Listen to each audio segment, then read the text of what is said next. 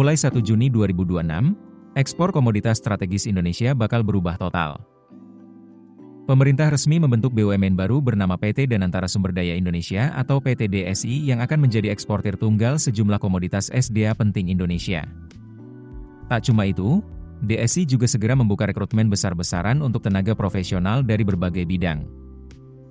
Pemerintah resmi mengubah status PT Danantara Sumber Daya Indonesia atau PT DSI menjadi Badan Usaha Milik Negara atau BUMN per Senin, 25 Mei 2026.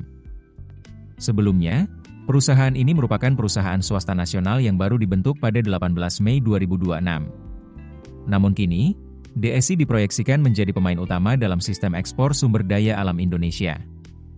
Kepala Badan Pengelola BUMN sekaligus Chief Operating Officer Danantara, Doni Oskaria, memastikan DSI akan segera merekrut tenaga profesional untuk memperkuat operasional perusahaan.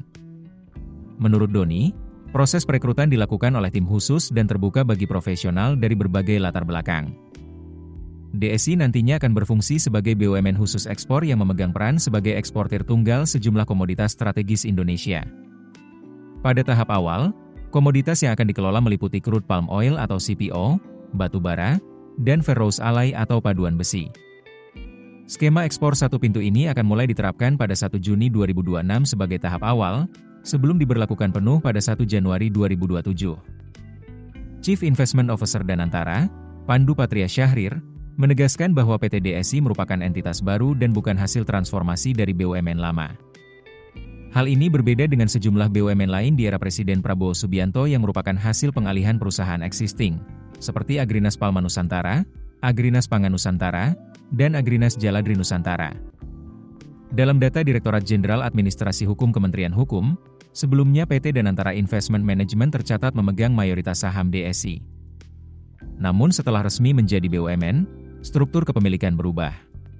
Negara melalui BP BUMN kini memegang 1% saham seri A Dwi Warna, sementara BPI Danantara menguasai 99% saham seri B.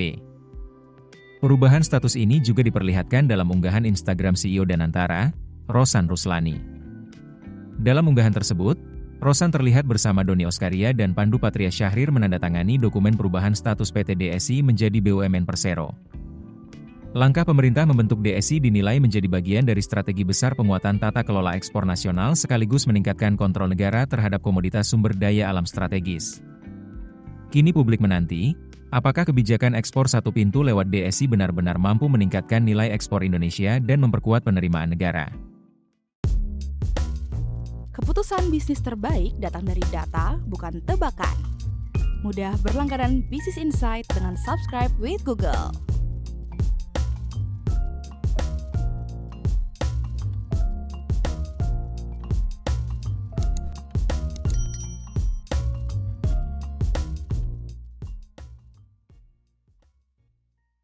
Download aplikasi Kontan sekarang di App Store atau Play Store.